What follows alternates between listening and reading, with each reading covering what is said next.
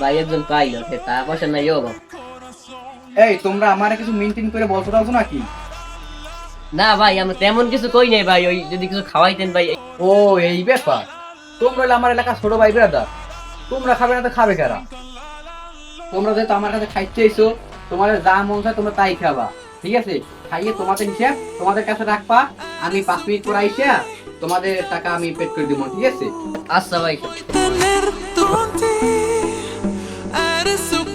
ভাই আমাকে যা মনে হচ্ছে সব খাইতে হয়েছে, আমরা যা মনে হচ্ছে এই খামো, কোনো কথা নাই, ঠিক আছে? ওঠো ওঠো ওঠো ওঠো।